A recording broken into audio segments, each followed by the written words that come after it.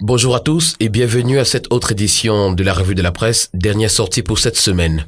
Commençons ce matin par le quotidien Mutation qui titre « Meurtre de Kribi, l'amour est violent ». Le quotidien nous propose ce matin des révélations sur le concubinage tumultueux qui a conduit à la mort de Arthur Akono. La fille cruelle est placée en détention provisoire d'après l'information que nous livre le quotidien Mutation. Au sujet de la décentralisation, c'est le bluff de la méthode John Gouté d'après la une du quotidien Le Messager. Le mystère qui entoure toujours le transfert des compétences aux collectivités territoriales décentralisées est la conséquence logique d'une cascade de défaillances gouvernementales, nous fait savoir ce matin le quotidien. Également dans ses colonnes, Régional 2020, la guerre des chefs dans le conquis.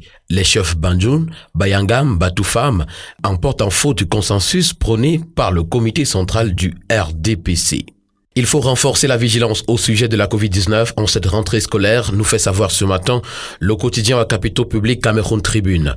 Le Premier ministre, chef du gouvernement Joseph John Gouté, a demandé d'accroître la veille dans les établissements primaires et secondaires 5 jours après la reprise effective des classes pour l'année scolaire 2020-2021. C'était hier à Yaoundé au cours de la traditionnelle réunion d'évaluation de la stratégie gouvernementale de riposte contre la Covid-19 au Cameroun. Le concours dans les grandes écoles intéresse le quotidien Émergence ce jour qui pose une question en grande une: à quand la fin des scandales?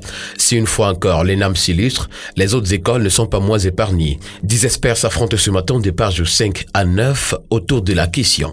C'est une grosse enquête au sujet des vérités sur l'autoroute Douala-Yaoundé qui est affichée ce matin en grande une de Info Matin. En dépit du contexte difficile, le chantier qui en cours de route s'est davantage modernisé avec des ajouts à l'instar des échangeurs, des raccordements, du passage d'une autoroute à 2x2 voies extensibles à 2x3 voies avance à pas sûr. 90% de taux de réalisation pour une consommation financière estimée à 90% et 96% pour les délais, nous indique ce matin en commentaire le quotidien Info Matin. La reprise des activités de Camerco est au centre des informations qui nous sont proposées ce jour par l'Œil du Sahel. 28 vols hebdomadaires pour desservir le Grand Nord est le titre que brandit ce matin à sa une le Tri hebdomadaire. Il nous fait également savoir ce matin, et notamment en pied de une, que le fer à charbon court-circuite les délestages dans l'Adamawa et à Garoua. 140 cartons de produits illicites ont été saisis par la douane. Le journal Essingan qui paraît également ce jour parle de l'Assemblée générale de l'ONU. Paul Biya, privé de parole par ses collaborateurs. Le chef de l'État n'a pas pu s'exprimer à Mondovision par visioconférence comme c'était la règle cette année du fait des négligences et incompétences de ses collaborateurs qui ont excipé une défaillance technique. Également, leadership dans la Liki Ouest, Medigui et Krabouille dans Soumet. Ces informations au complet se retrouvent ce matin dans les colonnes du journal Essingan. Le quotidien pour sa part parle de RDPC dans le Noun. Le ministre Njoya Zakario remobilise. Et puis, rentrée citoyenne et patriotique sans Covid-19, l'exaltante initiative du ministre de la Jeunesse et de l'Éducation civique En Marche. The Post released this morning is talking about power changes hands at Pamol.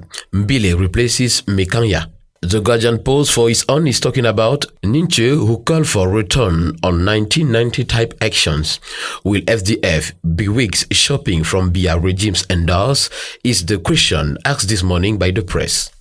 Ecosanté présente à sa une ce matin le nouveau directeur de l'hôpital La Quintini. Il s'agit du professeur Noël Emmanuel Essomba.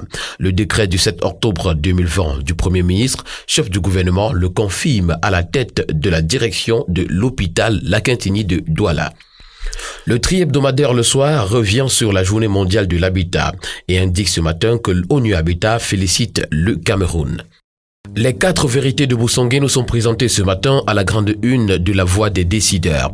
Le président de la Commission nationale pour la promotion du bilinguisme et du multiculturalisme, Peter Bafani Moussongué, se livre à cœur ouvert sur le fonctionnement et dresse un bilan satisfaisant de l'institution 3 ans après sa création. Cependant, des voix s'élèvent au sein de l'opinion et apprécient diversement l'impact de la Commission dans le vécu quotidien des Camerounais. Le regard croisé des observateurs est à découvrir ce matin dans les colonnes de la Voix des décideurs. Le quotidien L'économie qui paraît également en cette fin de semaine parle d'infrastructures, Campo, ville inaccessible. L'envol économique et touristique de cet arrondissement est pris en otage par un enclavement qui mérite l'attention des pouvoirs publics. Également dans ce colonne événement, la 3e session du marché d'investissement se prépare et Camerco annonce la reprise de ses vols domestiques. Prospective nouvelle pour sa part revient sur l'ENAM, Sumbo Angola, ni Dieu ni diable. À 34 ans, le directeur général de l'École nationale d'administration et de magistrature est sur le chantier de la modernisation de son institution. Dans cette édition de Prospective nouvelle, les résultats complets au dernier concours de l'entrée à l'ENAM.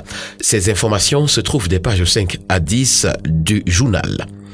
Réalité Plus pour sa part parle du professeur Victor Mbarika, président de ICT University, reçu par le Premier ministre Joseph John Gouté. À l'occasion de cette rencontre, le professeur Mbarika a annoncé au Premier ministre des bourses aux jeunes Camerounais et 2 librairies virtuelles de 130 millions de francs CFA aux universités d'État. Entrée est de Douala également dans les colonnes de Réalité Plus ce matin, le ministre Nganou Djoumessi demande l'accélération des travaux. Et puis rentrée scolaire, l'association Lonondi soutient les élèves du Grand Nord Cameroun. Ces informations nous sont livrées ce jour par le quotidien Réalité Plus. Mesdames et messieurs, c'est ici que prend fin cette autre édition de la Revue de la Presse, dernière sortie de cette semaine.